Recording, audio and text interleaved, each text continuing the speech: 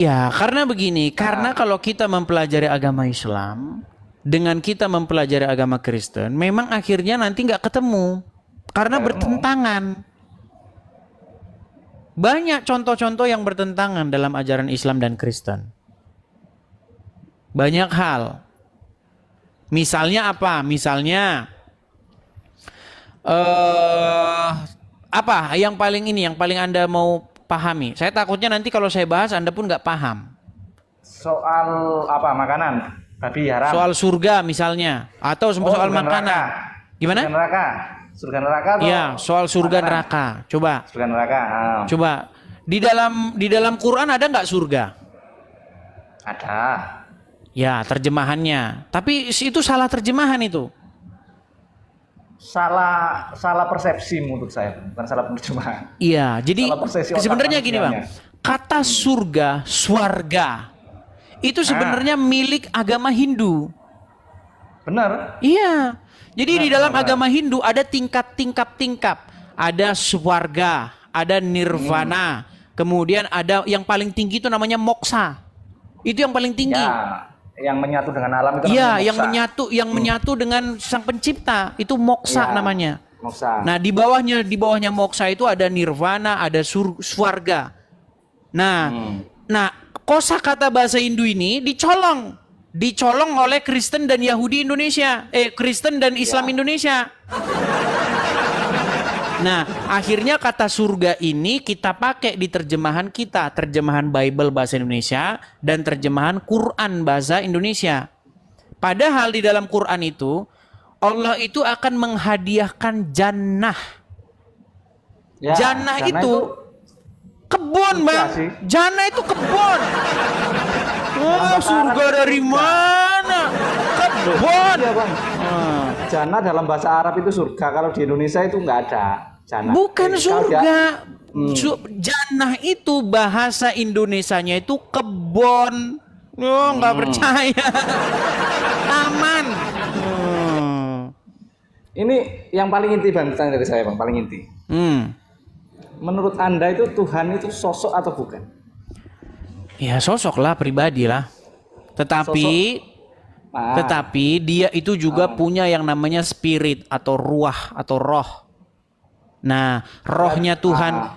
Jadi Tuhan itu pengen, kalau ini dalam ajaran agama Kristen Bang ya, Tuhan itu pengen supaya manusia itu dipenuhi dengan rohnya, roh yang daripada dia.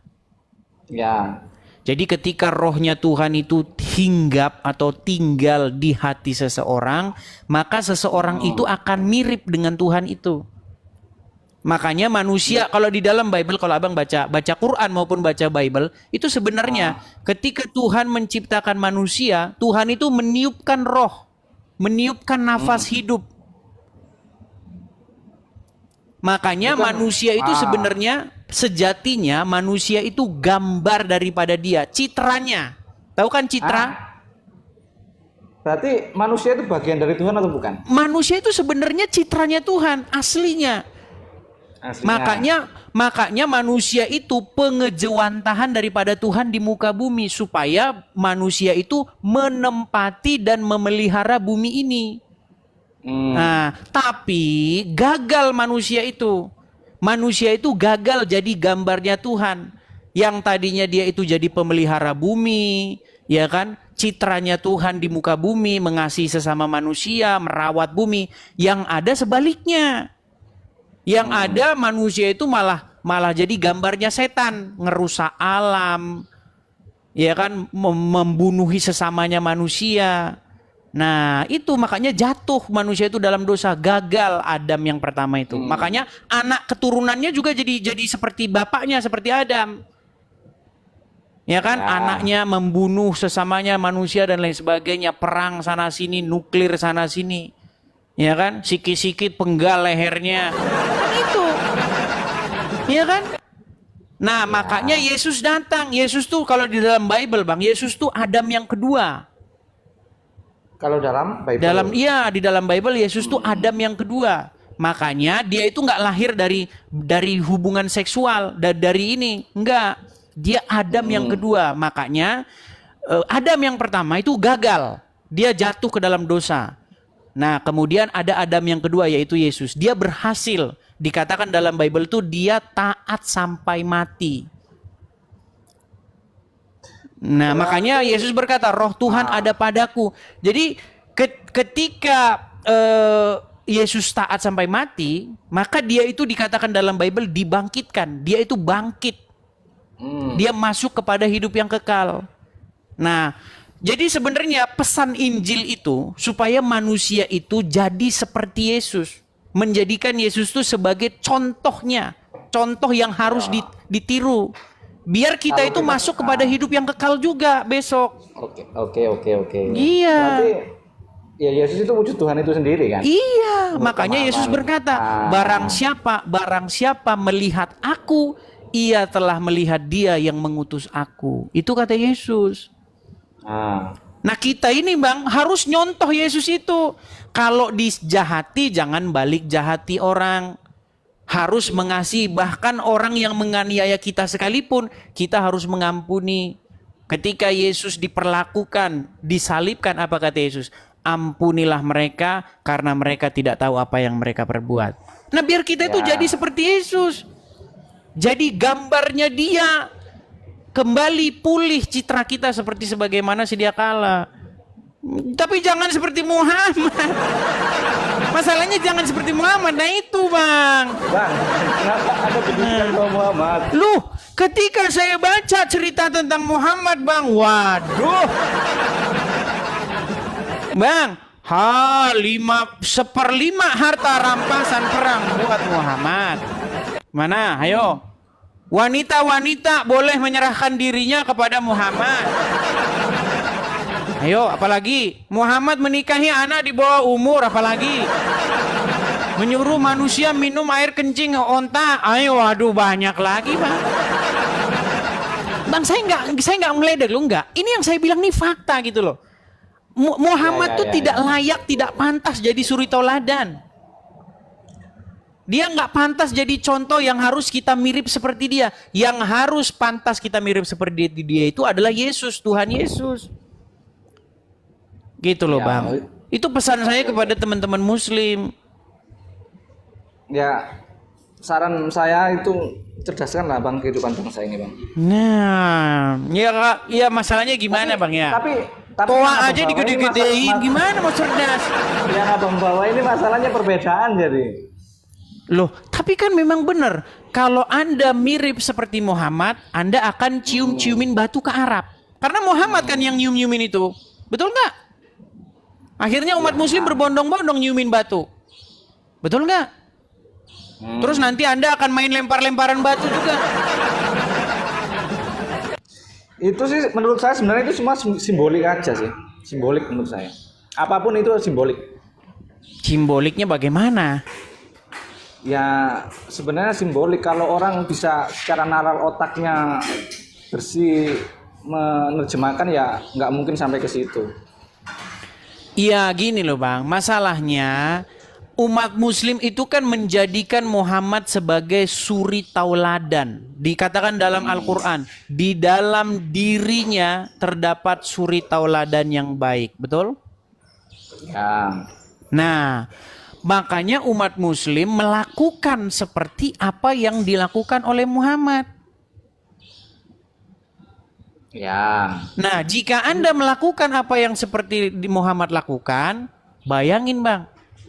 Belum nanti saya tunjukkan hadisnya. Bahwasanya kiamat tidak akan terjadi sampai umat muslim membunuh orang-orang Wahyudi. Dan banyak hadis-hadis lain. Jika kamu bertemu dengan Nasrani dan Yahudi di jalan, maka desaklah mereka ke jalan yang sempit. Persempitlah jalan mereka. Itu bertolak belakang dengan ajaran Yesus bang. Apa kata Yesus? Jika kamu mengasihi orang yang hanya mengasihi kamu saja, apakah upahmu? Bukankah mereka juga melakukan hal yang sama? Mereka mengasihi juga orang yang mengasihi mereka? Ya. Karena kalau kita mengasihi orang yang mengasihi kita, artinya impas, bener nggak?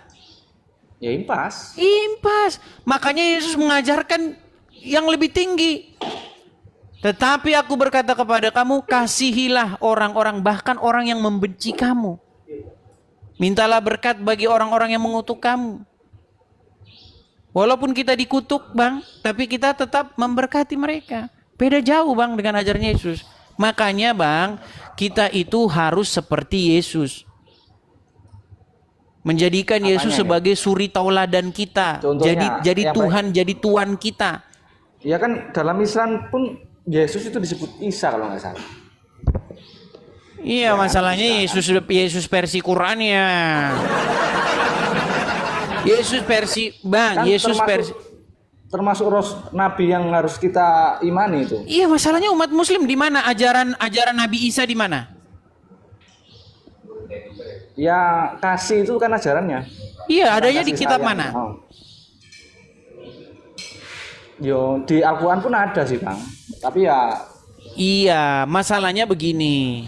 Kalau betul-betul abang ingin memperdalam ajaran Yesus, maka bacalah Injil, karena Al-Quran memerintahkan bahwasanya disuruh beriman kepada kitab-kitab sebelumnya, yaitu Taurat dan Injil, karena di dalamnya terdapat petunjuk dan cahaya. Begitu. Berarti masih sama sih. Kalau konsep surga neraka gimana? Ya baik, kita kaji secara ini ya, akademis ya, karena kita jangan mengkaji secara dogma.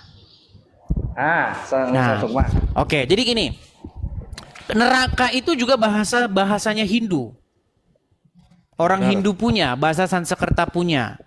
Sebenarnya tidak ada kata neraka di dalam Bible maupun di dalam Quran. Nah, kata neraka itu sebenarnya berasal dari sebuah tempat di Yerusalem. Ya. Jadi umat Muslim jangan halu neraka itu dan gini. Jadi di Israel ada tempat namanya itu lembah milik keluarga Hinom.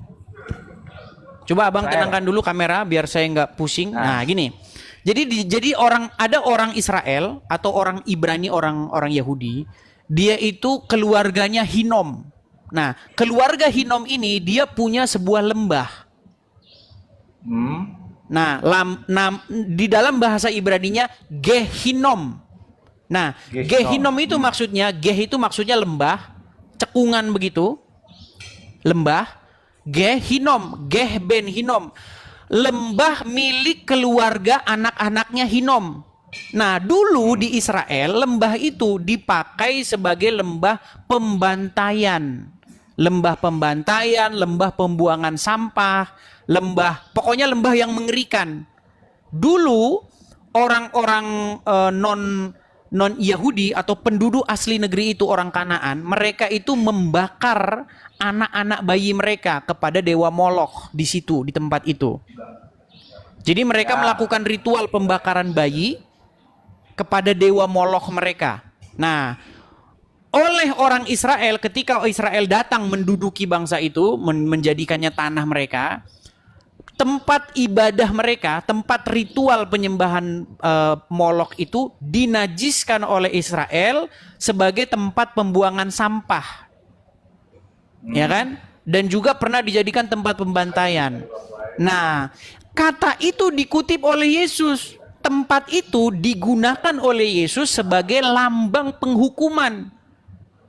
Makanya mereka akan dibuang ke Gehinom. Nah, kata Gehinom ini muncul di bahasa Yunani, Gehinom. Sama orang Arab dicolong jadi Jahanam. Loh, itu asal usulnya. Intinya kan neraka itu tempat yang nggak mengenakan lah. Iya, tapi bukan seperti yang didongengkan oleh orang Islam, Tuhan. Tempatnya ada, dilihat sekarang masih ada. Tinggal beli tiket pesawat berangkat, udah langsung ketemu tempatnya di sono.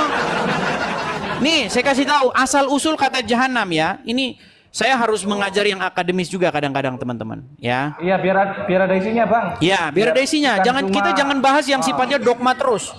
Ya, jangan kita bahas yang sifatnya dogma, hal-hal yang kosmik terus. Kita bahas hal-hal yang sifatnya real, ya.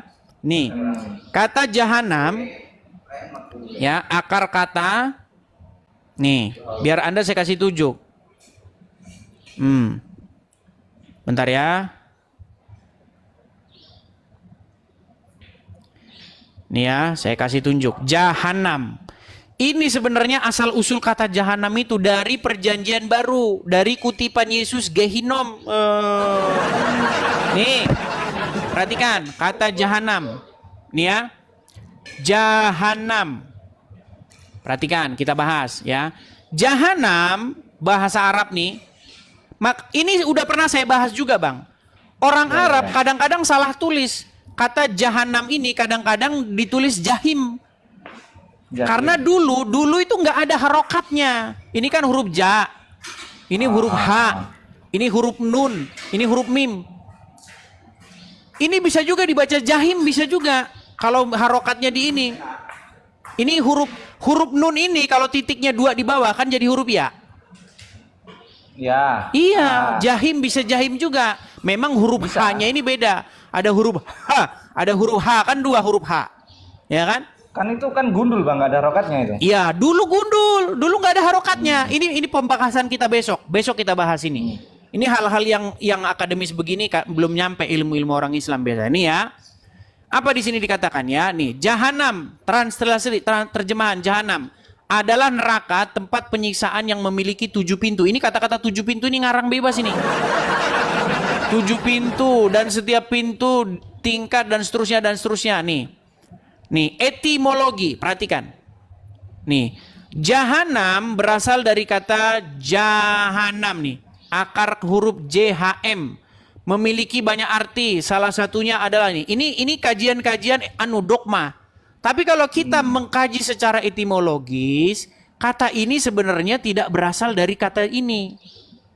Kata jahanam ini berasal dari kata gehinom. Nih, saya tunjukkan sumbernya ya. Bentar ya. Sekali-kali kita harus teman-teman ya. Nih Bang. Ini sayangnya bahasa Inggris ya. Mau saya terjemahin Bang? Nih. Boleh. Nih Gehenna. Nih kata Gehenna ini. Atau Gehinom Hebrew. Ben Hinnom. A valley of Hinnom. Ini lembah dari Hinnom. Ya. Adalah satu tempat yang di dalam Bible seperti yang saya ceritakan tadi. Ini tempatnya itu ada ini. Ya. Nih, Gehinom. Tempat pembuangan sekarang tempat pembuangan sampah. Nah, etimologi nih. Nih, secara etimologi akar katanya berasal dari ini. Dari Valley of Son of Hinnom. Lembah milik keluarga anak-anak Hinnom. Nih. The name Gehenna derives turunan dari bahasa Yunani nih, Koine Greek yang ditemukan dari bahasa di dalam perjanjian baru. Nih. Ini asal usulnya dari Bible. Jadi kata jahanam itu berasal dari istilah Bible. Makanya kalau abang belajar Quran, ditarik tafsir-tafsir, itu kata jahanam itu masuk ke dalam kata-kata mustaribah. Bahasa-bahasa yang diambil dari kitab-kitab terdahulu. Masalahnya umat muslim tuh udah langsung anti kalau disuruh sekolah kayak begini. Mereka lebih seneng baca ini tausiah nih. Ya, iya. Orang-orang yang malas berpikir sih sebenarnya Bang. Rata-rata kan cuma yang dipelajari tentang pahala sama dosa aja kan. Padahal itu kan hal yang dipercaya, itu kan hal yang nggak bisa dibuktikan. Iya, maksud saya seperti itu Bang. Artinya kadang-kadang kalau kita debat dogma, kita itu debat kusir yang nggak ada isinya. Seperti debat 2 anak SD yang ribut mengenai bapak siapa yang hebat. Ya kan? Zaman kita SD kan gitu. Betul, bapak saya yang hebat. Wah, hebat kan bapak saya itu. Debat kusir. Tapi kalau kita kembali kepada fakta-fakta yang betul-betul realitas, maka kita nanti akan punya penggaris yang akan kita gunakan bersama-sama sebagai kebenaran. Iya, karena kebenaran itu menurut saya kebenaran itu apa ya? Milik kepala masing-masing. Ya, kalau kebenarannya bersifat yang kebenaran dogma, kebenaran yang subjektif. Kita jangan membahas kebenaran yang sifatnya subjektif. Tapi kita harus kan, Bang. Iya, kita harus kembali kepada Semua fakta, ya. realita. Semua nabi yang muncul pada zamannya itu pasti dimusuhi umat sebelumnya. Setuju nggak? Ya, tetapi kita bukan bahas itu, Bang. Kita bahas mengenai apakah benar bahwa kosakata itu diambil dari kitab-kitab terdahulu, tetapi orang Islam membuat definisi baru yang ngarang bebas. Iya, banyak loh. Injil, apa itu Injil? Kenapa kok kitabnya dikasih nama Injil? Coba umat muslim ditanya, pusing 7 keliling, Bang. Injil itu berasal dari bahasa Yunani juga, dari dua suku kata, eu dan angelion. Jadi evangelion dalam bahasa Arab jadi Injil. Artinya berita gembira. Apa berita gembira? Berita gembira bahwa Sang Mesias, the Messiah, telah datang. Mesias itu kan bahasa itu, Bang. Bahasa Ibrani. Bahasanya orang Ibrani kan? Iya, the Messiah itu, Mesiah itu dicolong juga sama orang Islam jadi Al-Masih. Jadi Hamasiah itu jadi Al-Masih. Cuman orang Islam kan malas belajar gitu. Ketika umat muslim mereka mengembalikan pengertian-pengertian itu sesuai dengan dari mana kosakata itu berasal, maka diskusi kita sebenarnya tinggal satu langkah lagi. Kan muslim kan bikin definisi sendiri. Israel apa artinya? Mengusap. Mengusap dari Hong Kong. Al-Masih. Apa arti Al-Masih? Mengusap. Lu pikir tukang pijit apa tukang urut tuh? Gimana? Hamasiah tuh. Istilah-istilah itu banyak, Bang. Terus istilah mana, wasalwa. Ada kan dalam Quran? Apa mana itu? Itu juga istilah-istilah yang diambil dari kitab-kitab terdahulu. Cuman umat muslim langsung alergi. Dengar Injil dengan Taurat. Ih, kafir. Kafir. Gimana? Nggak tahu kafir itu apa sebenarnya, Bang? Kafir itu apa sih sebenarnya? Ya, itu juga ada kajian khusus nanti, Bang. Tapi kapan-kapan lah. Makanya saya itu sebenarnya sangat merindukan ada seorang akademisi muslim yang naik ke sini.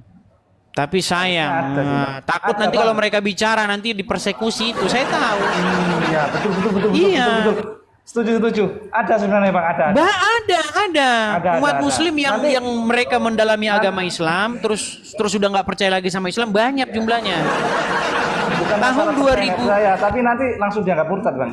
Ya, 2014, 2015 saya itu punya teman-teman dari mahasiswa UIN atau IAIN gitulah pokoknya ya. Ya, dari IAIN apa Universitas Islam gitu. Saya ngobrol-ngobrol dengan mereka. Ya memang rata-rata mereka begitu, udah nggak percaya lagi dengan agama Islam. Iya. Kata-kata Abang itu sebenarnya ya memang menyinggung kata orang-orang umat ini nih yang di bawah. Ya makanya saya ajak berargumen kan, saya undang mereka untuk datang berargumen, tapi mereka ya hasilnya cuma engkel-engkelan aja, Bang. Satu ngeyel. Iya, kalau yang awam ya ngeyel-ngeyelan, kalau orang awam. Tapi kalau orang belajar pasti enggak lah. Enggak. Tapi orang yang belajar pasti langsung dianggap itu murtad sih. Iya. Oke, gitu aja, Bang ya. Iya, Bang. Oke, terima kasih. Bang. Terima kasih. Bang, apa ini namanya? Hafidz ya? Ahmad. Oke. Ini Edis sih, Bang Edis. Oke, Bang Edis. Oke. Terima kasih Bang Ahmad. Selamat malam. Ya. Sampai ketemu kembali ya. Selamat malam. Yuk. Malam. Ya, itulah teman-teman ya. Seperti itu teman-teman. Memang kita kadang-kadang kalau ngobrol harus sesuai dengan kapasitasnya ya. Kita mau bahas yang hal-hal yang sifatnya akademis, kalau lawan bicara kita biasa dogma ya kita nggak nyambung.